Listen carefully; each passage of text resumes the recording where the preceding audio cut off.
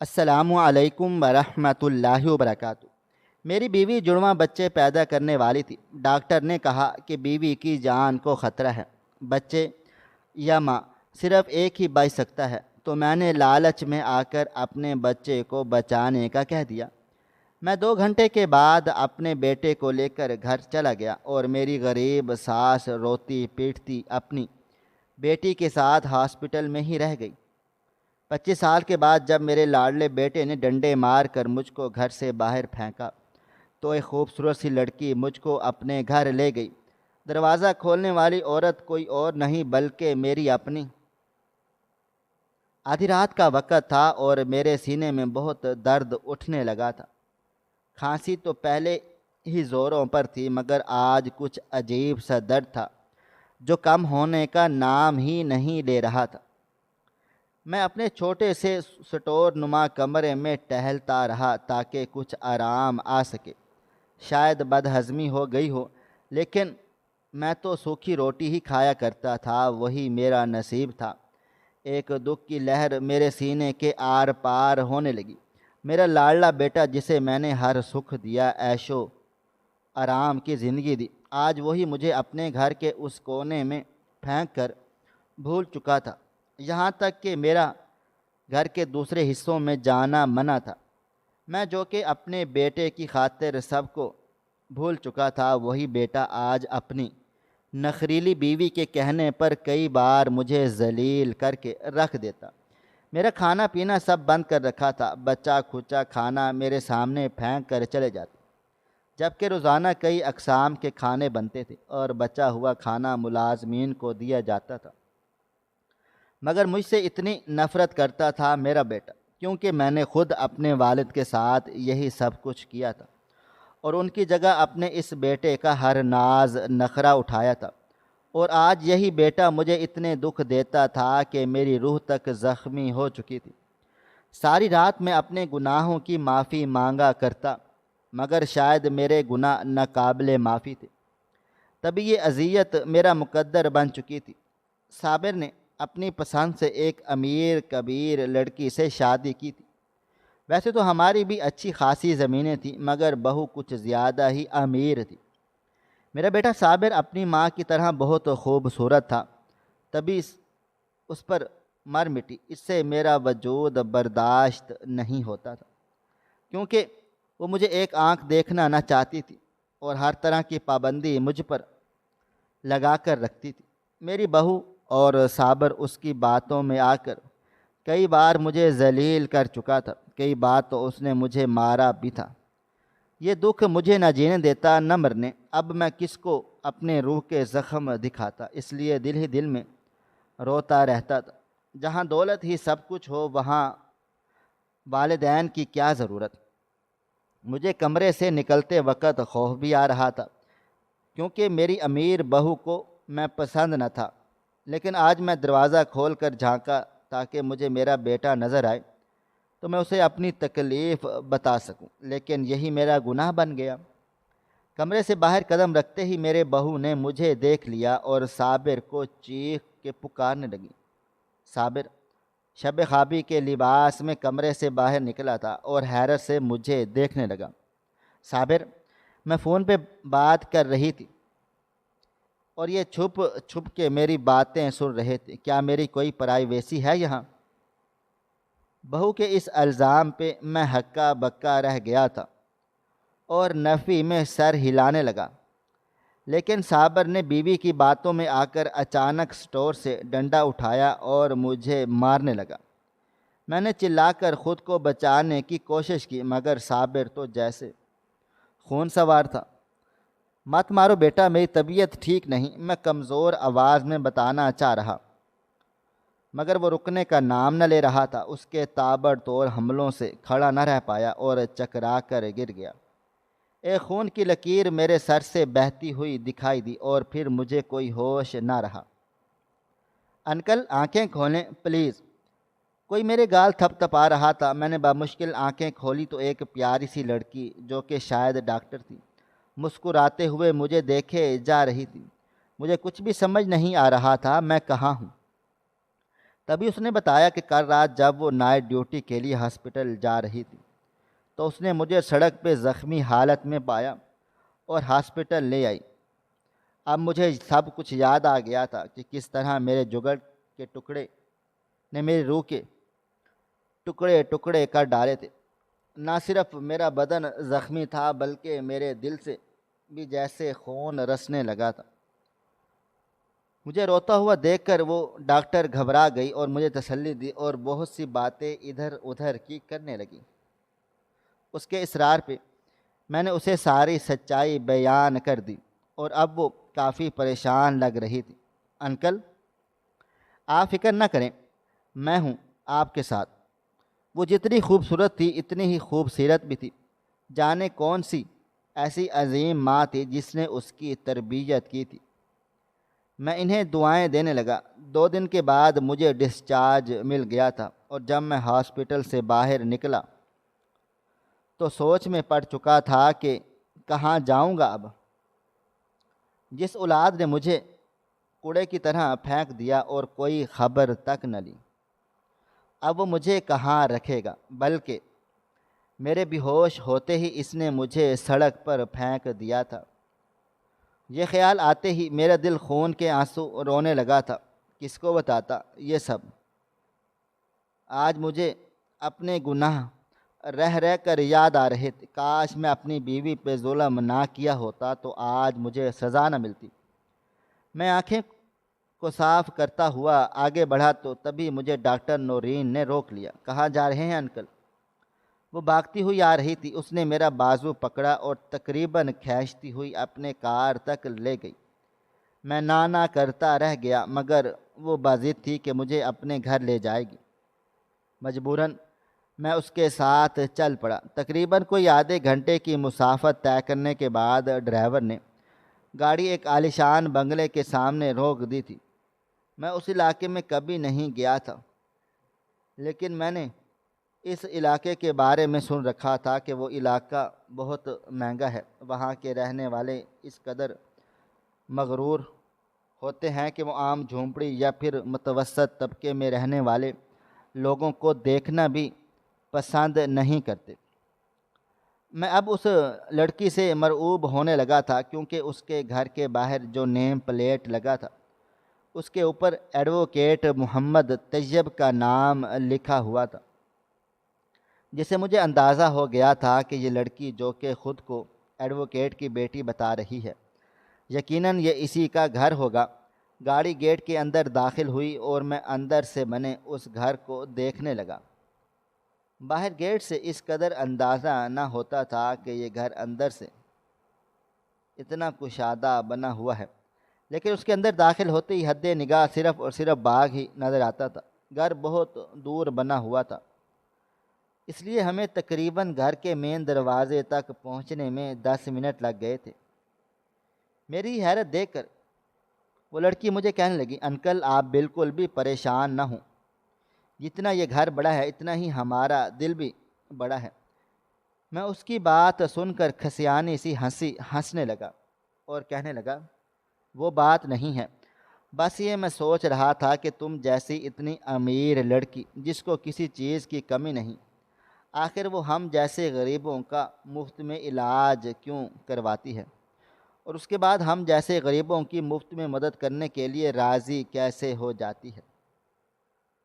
میری بات سن کر اس نے گہرا سانس لیا تھا اور کہنے لگی، یہ سب کچھ میں نے اپنی ماں سے سیکھا ہے۔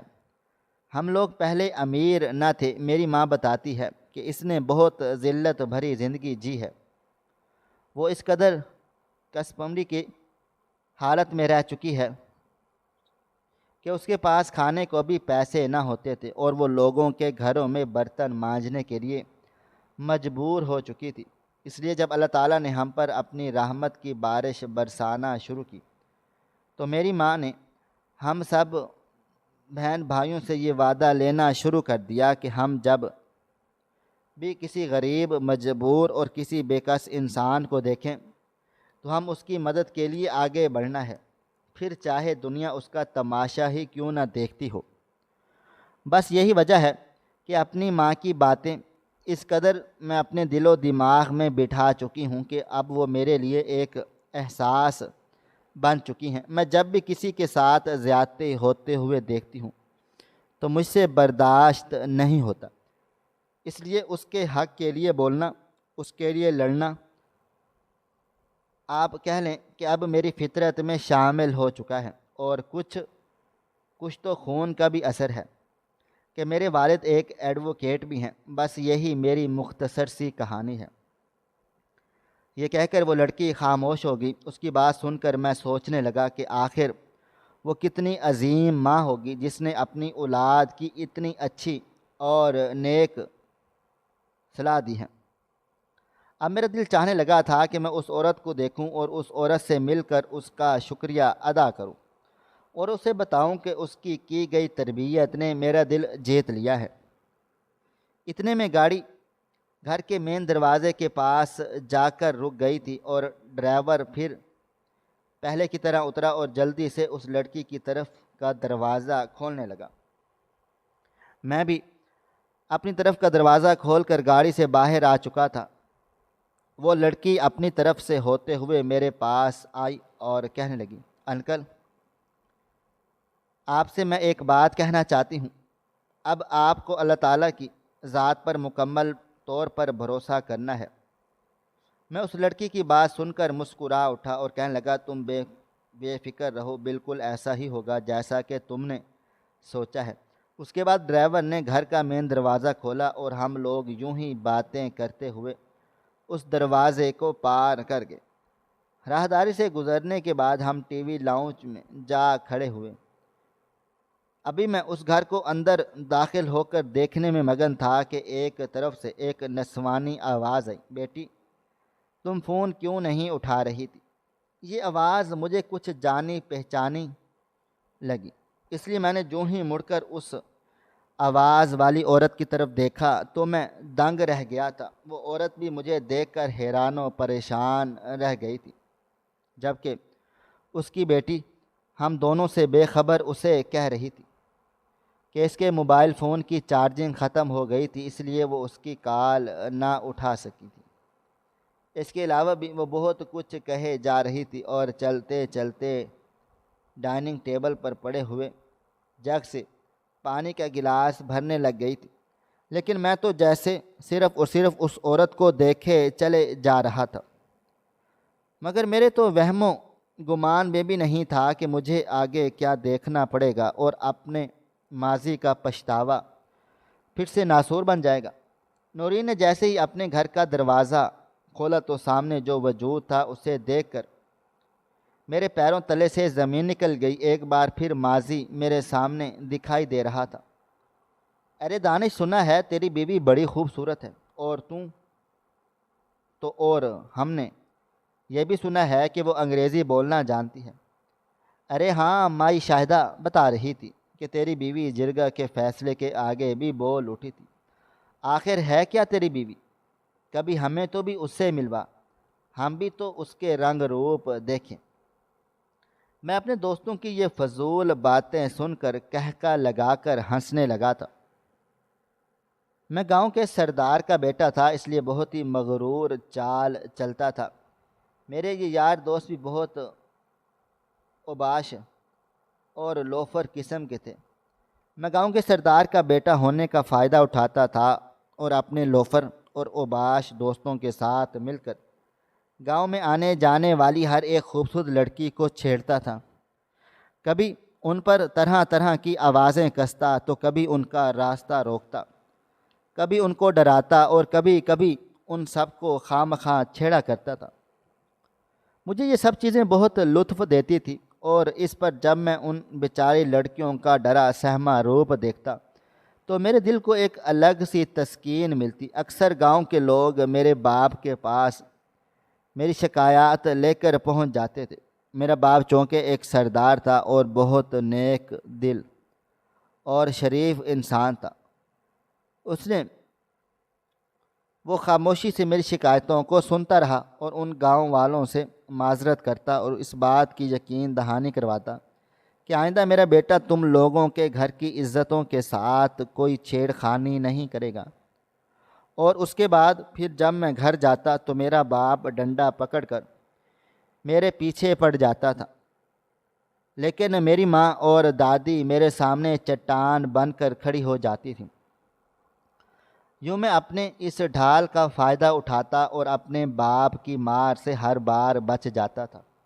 میرا باپ ہر بار مجھے سخت وارننگ دے کر چھوڑ دیتا تھا، لیکن آہستہ آہستہ جب میں بڑا ہوتا چلا گیا تو میری یہ عادتیں مزید پختہ ہوتی چلی گئی، بلکہ میں اپنی ان پرانی عادتوں سے بھی تھوڑا آگے نکل آیا تھا۔ میرے باپ کی ڈھلتی عمر اور اس کے کمزور بازو مجھے بہت تقویت دیتے تھے۔ یہی وجہ تھی کہ اب جب میرا باپ مجھے کچھ سمجھانے بیٹھتا تو میں اس کی بات درمیان میں ہی کاٹ دیتا اور بہت ہی زیادہ بدتمیزی سے اسے کہتا، اب تو بہت بوڑھا ہو چکا ہے، تجھے کوئی حق نہیں پہنچتا کہ تو میرے معاملات اور میری زندگی میں اس طرح کی فضول دخل اندازیاں کریں اور میری زندگی کو خراب کر دے۔ خود تو اپنی زندگی خراب کر چکا ہے، تو بہتر ہے کہ اب تو اپنے ہاتھ میں تسبیح پکڑ اور اللہ اللہ کر۔ میری یہ بات سن کر میرا باپ بے بسی سے مجھے دیکھتا، جبکہ میری ماں میری ہاں میں ہاں ملاتے ہوئے کہتی، دیکھو جی، میرا بیٹا بالکل ٹھیک کہتا ہے، تمہیں اب اس عمر میں واقعے میں اللہ اللہ کرنے کی ضرورت ہے۔ میرا باپ مجھے میری ان تمام باتوں پر اتنا کہتا کہ تو جس راہ پر چل پڑا ہے، بہت جلد تجھے احساس ہو جائے گا کہ وہ کوئی سیدھا راستہ نہ تھا، بلکہ تو نے خود اپنے پاؤں پر اپنی مرضی سے کلہاڑی دے ماری ہے۔ آنے والی تیری نسل جب تجھے مجھ سے بھی بدتر حال میں رکھے گی تو تجھے احساس ہوگا کہ تیرا باپ کس قدر بے بسی کی زندگی گزار کر چلا گیا ہے۔ میں ہر وقت تیرے لیے یہ دعا کرتا رہتا ہوں کہ اللہ پاک تجھے ہدایت دے دے، لیکن آج میں تجھے کہنا چاہوں گا کہ اللہ تجھے تیرے کیے کی سزا دے تاکہ تجھے معلوم پڑ سکے، اور لوگوں کو یوں فضول میں چھیڑنا اور ان کی ہائیں بد دعائیں لینا کس قدر کھٹن کام ہوتا ہے۔ میں اپنے باپ سن کر سر جھٹکتا اور کہتا، وہ وقت بھی جب آئے گا تو دیکھ لیں گے۔ وقت آہستہ آہستہ گزرنے لگا۔ ایک دن یہ خبر پورے گاؤں میں پھیل گئی کہ ہماری زمینوں پر کام کرنے والا ریاض، جس نے اپنی بیٹی اپنے بھائی کے پاس شہر پڑھنے کے لیے بھیجی تھی، وہ واپس آ چکی ہے۔ اس لڑکی کے چرچے ہر زبان پر عام، خواتین اس کی خوبصورتی کے گن گاتے نظر آتی تھی، جبکہ گاؤں کی لڑکیاں اس کی تعلیم اور رکھ رکھاؤ سے متاثر تھیں۔ میرے اوباش دوستوں تک جب یہ خبر پہنچی تو ہمیں بھی تجسس ہوا کہ ہم بھی اس چڑیا کو دیکھتے ہیں کہ وہ دکھنے میں وہ کیسی ہے۔ آخر کار ایک لمبے انتظار کے بعد ہمیں وہ موقع بھی مل گیا تھا، جب وہ لڑکی ریاض کے پاس ایک دن کھیتوں میں اسے کھانا دینے آئی ہوئی تھی۔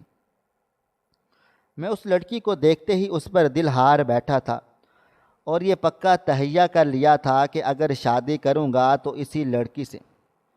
میں نے اس لڑکی کو پٹانے کے لیے اپنی وہی اوباش حرکتیں بھی شروع کر ڈالی تھیں جو اکثر گاؤں میں دوسری لڑکیوں کے ساتھ کیا کرتا تھا۔ ایک دو بار تو اس لڑکی نے مجھے نظر انداز کر دیا، لیکن جب میں باز نہ آیا تو اس نے میرے دوستوں کے سامنے مجھے تھپڑ دے مارا۔ اس کا تھپڑ مارنا کہ مجھے میری انتہا کی توہین محسوس ہوئی۔ دوسری طرف میرے دوستوں نے بھی میرے غصے کو خوب ہوا دی اور کہنے لگے، ہائے دانش، تیری تو عزت کا فلودہ کر گئی، اور وہ اب آخر تو گاؤں میں سر اٹھا کر کیسے جیے گا، کیسے چلے گا؟ تیرے وقار کو، تیری عزت کو جوتی دکھا کر چلی گئی ہے۔ میں اپنے دوستوں کے منہ سے اپنے لیے ایسی باتیں سن کر ایک دم سے غصے سے بھر گیا تھا اور کہنے لگا، میں اب اس لڑکی کو نہ چھوڑوں گا، اس کا وہ حال کروں گا کہ یہ ساری زندگی یاد رکھے گی۔ اس کے بعد میں فوراً سے گھر گیا اور اپنی ماں کو صاف الفاظ میں کہہ دیا کہ میں شادی کروں گا تو ریاض کی بیٹی سے ہی کروں گا، نہیں تو میں زہر کھا کر مر جاؤں گا۔ میری ماں اچانک میری اس دھمکی سے ڈر گئی اور کہنے لگی، ارے نہ میرے لال، مریں تیرے دشمن تجھے تو کچھ بھی نہ ہو، بس مجھے اس لڑکی کا گھر کا پتہ دے دے، میں وہاں جاتے ہی تیرا رشتہ پکا کر کے ہی اٹھوں گی۔ اپنی ماں کی یہ باتیں سن کر میں خوش ہو گیا تھا، جبکہ میرے باپ نے کہا تھا کہ وہ ایک پڑھی لکھی ایک سگھڑ بچی ہے، اس کی زندگی خراب مت کرو۔ لیکن میں نے اپنی باپ کی کوئی بات نہ مانی تھی اور اپنی ماں کو اگلے ہی دن مٹھائی کا ٹوکرا دے کر ان کے گھر بھیج دیا تھا۔ پہلے پہل تو وہ لوگ میری ماں کو اپنے گھر میں دیکھ کر حیران و پریشان ہوئے، لیکن جب میری ماں نے سیدھے الفاظ میں اصل مدعا بیان کیا تو اس لڑکی نے بنا کسی تردد کے میری ماں کو صاف صاف انکار کر دیا اور وہ مٹھائی کا ٹوکرا بھی اسے واپس بھیج دیا۔ اس کا کہنا تھا کہ وہ مر جانا پسند کرے گی، لیکن ایک اوباش لڑکے سے ہرگز شادی نہیں کرے گی۔ یہ سن کر تو میرے تن بدن میں آگ سی لگ گئی تھی۔ اب مجھے اس پر واقعے میں غصہ آنے لگ گیا تھا اور میں چاہتا تھا کہ میں کسی طرح سے اسے زیر کر دوں۔ میں نے اس پر نظر رکھنا شروع کر دی اور مجھے پتہ چلا تھا کہ وہ اپنے باپ سے بہت زیادہ محبت کرتی ہے، لہٰذا میں نے ایک دن اس کے باپ کو غائب کروا دیا اور پورے گاؤں میں یہ خبر جنگل میں آگ کی طرح پھیل گئی۔ وہ لڑکی روتے ہوئے میرے باپ کے پاس بھی آئی۔ میرے باپ نے اسے تسلی دی اور اسے گھر جانے کا کہا تھا، اور وہ لڑکی روتے ہوئے گھر چلی گئی۔ اس کے بعد میرے باپ نے مجھ سے پوچھ گچھ کی، جس پر میں صاف مکر گیا اور کہنے لگا کہ اگر اسے شادی کرنی ہے تو بات کریں، میں اس کا باپ ڈھونڈ کر لا دوں گا۔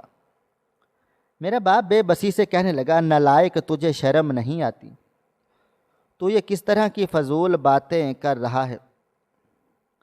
لیکن میں اپنی ضد پر اڑا رہا تھا۔ آخر کار میرے باپ نے میری شرط اس تک پہنچا دی اور پھر وہ لڑکی خود چلتی ہوئی آئی اور سامنے سے میرے رشتے کو قبول کر کے چلی گئی۔ میں نے شرط رکھی تھی کہ جب تک ہمارا نکاح نہیں ہوگا تیرا باپ تجھے نہیں ملے گا۔ اس نے میری یہ شرط قبول کر لی اور اگلے ہی دن ہمارا نکاح ہو گیا۔ اس کے بعد میں نے اس کے باپ کو چھوڑ دیا تھا۔ جب یہ خبر اس کے باپ تک جا پہنچی تو وہ سر پیٹ کر رہ گیا تھا، لیکن اب اس کے پاس کوئی دوسرا چارہ نہ تھا۔ میری شادی ہوئی اور اب وہ میری دسترس میں تھی۔ میں نے اس سے اپنی بے عزتی کا گن گن کر بدلہ لینا شروع کر دیا تھا۔ جتنا ہو سکتا تھا میں اسے تنگ کرتا تاکہ اسے یاد رہے کہ وہ اب میرے پاؤں کی جوتی ہے۔ وہ بہت زیادہ سخت جان تھی، میرے کسی بھی ظلم کا جواب نہیں دیا کرتی تھی، خاموشی سے سب کچھ سہ جایا کرتی، اور یہ بات مجھے اور زیادہ طیش دلاتی۔ میں چاہتا تھا وہ روئے، چیخے، چلائے، مگر وہ چپ چاپ رہتی تھی۔ اور ہمارے دن گزرنے لگے۔ میرے کچھ دوست جو شہر میں گئے ہوئے تھے، انہیں جب میری شادی کی خبر ملی تو انہوں نے میری بیوی کو دیکھنے کی فرمائش کی۔ میں بھی ایک دن ان سب کو اپنے گھر لے گیا اور اپنی بیوی کو لے جا کر ان کے سامنے بٹھا دیا۔ اس کو دیکھ کر وہ الٹے سیدھے باتیں کرنے لگے۔ اس پر میری بیوی بار بار پہلو بدلنے لگی، لیکن میں اس کی اس حالت سے لطف اندوز ہوتا رہا۔ اس کے بعد میں نے اس لڑکی پر ہر طرح کا تشدد کیا۔ میں نے گھر سے تمام کام والیوں کو نکال دیا تھا اور اس کے علاوہ ہمارے بھینسوں کو سنبھالنے کے لیے بھی میں نے اسی کو رکھ لیا تھا۔ وہ سارا دن بیچاری کوہلوں کے بیل کی طرح کام کاج کرتی رہتی۔ صبح 5 بجے اس کا دن شروع ہوتا، وہ سب سے پہلے گھر کے کام کاج کرتی اور پھر باڑے میں چلی جاتی۔ اس کے بعد میں نے کھیتوں کی ذمہ داری اس پر ڈال دی۔ وہ پورا دن ان 3 جگہوں پر گھومتی رہتی اور اس کے بعد جب رات کو کمرے میں آتی تو میں اسے جانوروں کی طرح مارتا پیٹتا، اور اب وہ اس پر چیخ چیخ کر مجھے خدا کے واسطے دیتی، لیکن میں باز نہ آتا تھا۔ ان دنوں مجھے پتہ چلا کہ میری بیوی حاملہ ہے۔ شاید اس لیے وہ اب مجھ سے رحم کی بھیک مانگتی تھی، لیکن میں بھی اب بھی اس پر رحم نہیں کرتا تھا، اور میں چاہتا تھا کہ میرا بیٹا ہو۔ جبکہ نہ اس کی خوراک اچھی تھی نہ میں اس کا خیال رکھا جاتا تھا۔ انہی دنوں معلوم ہوا کہ وہ جڑواں بچوں کو جنم دینے والی ہے۔ میری ماں نے میرے دماغ میں یہ بات بٹھا کر رکھی تھی کہ تم بیٹے کے ہی باپ بنو گے۔ اس پر میں کہتا تھا ہاں مجھے بیٹا ہی ہوگا۔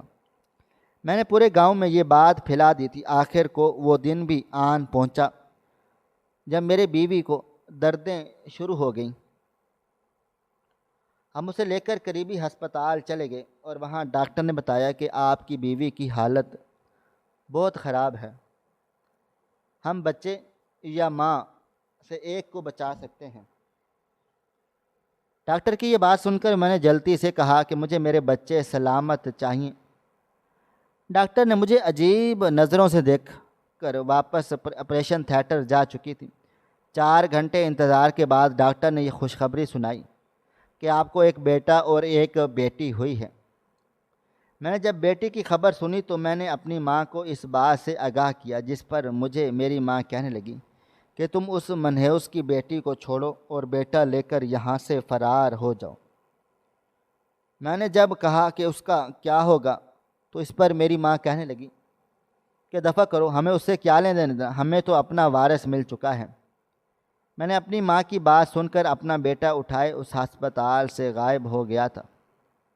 اصل میں مجھے بھی یہی لگا تھا کہ شاید وہ مر چکی تھی، کیونکہ ڈاکٹر نے تو یہی کہا تھا کہ وہ نہیں بچے گی، اور میں اپنی خوشی خراب نہیں کرنا چاہتا تھا۔ اس کے بعد میں نہیں جانتا کہ میری بیوی اور بیٹی کہاں چلے گئے۔ آخر کو ان کو کس طرح کی مشکلات کا سامنا کرنا پڑا۔ اس کے کچھ عرصے کے بعد ہی میری ماں نے اپنی جاننے والی کی بیٹی کے ساتھ میری شادی کر دی۔ وہ بہت زیادہ غریب تھے، اس لیے میری ماں نے اس لڑکی کو دبا لیا تھا۔ اس عورت سے میری کوئی اولاد نہ ہوئی تھی، تو میں اپنے اسی اکلوتے بیٹے کے خوب نازوں سے پال پوس کر بڑا کرنے لگ گیا تھا۔ اس کا ہر خرچہ میں اٹھاتا اور اس کی ہر اچھی بری بات پر اس کا ساتھ دیتا تھا۔ لیکن میرے وہم و گمان بھی نہیں تھا کہ ایک دن یہی بیٹا مجھے نوکر سمجھے گا اور نوکروں کے ساتھ پھینک دے گا۔ کاش میں اس وقت سمجھ جاتا کہ جیسی کرنی ویسی بھرنی ہوتی ہے۔ آخر کار میرے باپ کی باتیں سچ ثابت ہونے لگ گئی تھیں اور میرا بیٹا میرے منہ کو آنے لگا تھا۔ اور آج اس نے مجھے جب گھر سے باہر نکالا تو اس خوبصورت لڑکی نے مجھے پناہ دی تھی، اور جب میں اس کے گھر جا پہنچا میں نے اس کی ماں کو دیکھا تو میں حیران و پریشان رہ گیا تھا، کیونکہ وہ عورت کوئی اور نہیں، میری پہلی بیوی ہی تھی۔ میری آنکھوں کے سامنے اندھیرا چھا گیا تھا اور پھر مجھے کچھ ہوش بھی نہ رہا۔ میں کچھ دیر کے بعد جب میں ہوش میں آیا تو میں نے ارد گرد دیکھا تو وہ لڑکی میرے پاس ہی بیٹھی ہوئی مجھے دیکھے جا رہی تھی، اور میرے ہوش میں آتے ہی مجھ سے پوچھنے لگی، انکل اب آپ ٹھیک ہیں؟ اس کی بات سن کر میں نے سر ہاں میں ہلا دیا اور کہنے لگی، بیٹی مجھے میرے بیٹے کے پاس جانا ہے۔ جس پر وہ کہنے لگی، انکل فکر نہیں کریں، میں آپ کو کل چھوڑ کر آؤں گی۔ لیکن میں اس بات پر باضد ہو گیا، جس پر اس لڑکی نے کہا، ٹھیک ہے جیسے آپ مناسب سمجھیں۔ میں اس کی بات سن کر اٹھا اور کمرے سے باہر نکلا اور گھر سے باہر جانے لگا، جب اچانک مجھے پیچھے سے میری پہلی بیوی نے پکارا، دانش میں نے سنا ہے تمہارا بیٹا تمہارے ساتھ اچھا سلوک نہیں کرتا۔ اسی بیٹی کے لیے تم نے مجھے اور میری بیٹی کو بے یار و مددگار چھوڑا تھا نا، اور کبھی بھی ہمارے بارے میں جاننے کی کوشش تک نہ کی کہ ہم کہاں گئے، آیا زندہ بھی ہیں یا مر کھپ گئے۔ اس کی بات سن کر میرا جسم بھاری ہونے لگا تھا اور میں پلٹنے کی سکت بنا خود کو محسوس کر پا رہی تھی، اور وہ چلتے چلتے اچانک میرے سامنے آ کھڑی ہوئی اور کہنے لگی کہ تم جانتے ہو کہ یہ لڑکی کون ہے؟ میں نے اس کی بات پر کچھ نہ کہا، جس پر وہ مزید کہنے لگی، آج یہ لڑکی جو تمہیں ہمدردی میں اپنے گھر لے آئی ہے، جانتے ہو یہ تمہارا اپنا خون ہے۔ میں اس کی بات سن کر حیرت سے اسے دیکھنے لگا۔ میری حیرت دیکھ کر وہ ہنسنے لگی اور مجھ سے کہنے لگی، ہاں صحیح سنا تم نے، یہ تمہاری وہ بیٹی ہے جس نے تمہیں ہسپتال میں مرنے کے لیے تم نے چھوڑ ڈالا تھا۔ ہم سچ میں مر جاتے، لیکن اگر اس وقت علی احمد ہماری مدد نہ کرتا، شاید ہم دونوں شاید کبھی تم سے مل ہی نہ پاتے۔ شاید اسے ہی مکافات عمل کہتے ہیں۔ دیکھو آج خود کو تم کہاں ہو اور میں کہاں ہوں۔ اگر تم نے تھوڑی سی محبت دکھائی ہوتی تو یقین مانو آج تم بہت خوشحال زندگی گزار رہے ہوتے۔ یہ فرق صرف اور صرف تربیت کا فرق ہے۔ میری بیٹی میرے پاس رہی، اس نے اچھی تربیت پائی، جبکہ تمہارا بیٹا تمہارے پاس رہا اور وہ بالکل تمہارے جیسا جانور بن گیا ہے۔ افسوس ہوتا ہے مجھے تم پر، اور میں اپنی ساری زندگی یہ دعا کرتی رہی کہ اللہ تمہیں تمہارے کیے کی سزا دے، لیکن آج تمہاری یہ حالت دیکھ کر میں کہوں گی کہ اللہ تم پر رحم کرے۔ یہ کہہ کر میری بیوی چلی گئی تھی، اور اس کے چلے جانے کے بعد میں کافی دیر تک یوں ہی کھڑا رہا تھا۔ اتنے میں میری بیٹی آئی اور کہنے لگی، انکل آ جائیں، میں آپ کو گھر تک چھوڑ آؤں۔ اس کی بات سن کر میں کچھ دیر تک اسے دیکھتا رہا اور اس کے پاس سے گزرتا ہوا اس گھر سے باہر نکل گیا تھا۔ اس نے پیچھے آ کر مجھے آوازیں دے کر روکنے کی کوشش کی تھی، لیکن میں نہ رکا۔ شاید میں خود کو اس کو قابل نہ سمجھتا کہ وہ مجھے اتنی عزت سے بلائے اور میری مدد کر کے مجھے اپنا احسان من بنا دے۔ وہ واقعی ہی ایک عظیم ماں کی عظیم بیٹی تھی، اور میں ایک گھٹیا ترین انسان تھا جو نہ اچھا بیٹا بن سکا، نہ اچھا باپ، نہ اچھا شوہر۔ آج اپنی بیوی کی باتیں سن کر میرا سر شرم سے جھکتا چلا جا رہا تھا۔ اگر ڈاکٹر نورین کو معلوم پڑتا کہ میں اس کا سگا باپ ہوں جس نے اس کی ماں پہ ظلم کے پہاڑ توڑ ڈالے، تو شاید وہ میرا منہ تک دیکھنا پسند نہ کرتی۔ میں اپنی بیٹی کی آنکھوں میں نفرت اور حقارت نہیں دیکھنا چاہتا تھا۔ میری قسمت میں جو ذلت لکھی تھی وہی میرا مقدر تھی۔ اب اللہ مجھے معاف کرتا تو ہی میں سکون پا سکتا تھا۔ چلتے چلتے ایک جگہ جہاں کچھ بے سہارا لوگ بیٹھے صدقے کا کھانا کھا رہے تھے، میں بھی وہیں پر بیٹھ گیا۔ اب میرا یہی مقدر تھا۔ سزا اور جزا آخرت میں ملتی ہے، مگر اس دنیا میں بھی مکافات عمل ہوتا ہے، اور آج میں اچھے سے جان چکا تھا۔ ناظرین، آپ کو ہماری آج کی کہانی کیسی لگی؟ کومنٹ باکس میں اپنی رائے کا اظہار ضرور کریں۔ مزید اس طرح کی سبق آموز کہانیاں سننے کے لیے ہماری ویڈیوز کو لائک کریں، شیئر کریں اور ہمارے چینل کو ضرور سبسکرائب کر لیں۔ ملتے ہیں کل ایک نئی اور دلچسپ کہانی کے ساتھ۔ تب تک اپنا ڈھیر سارا خیال رکھیے گا۔ اللہ حافظ۔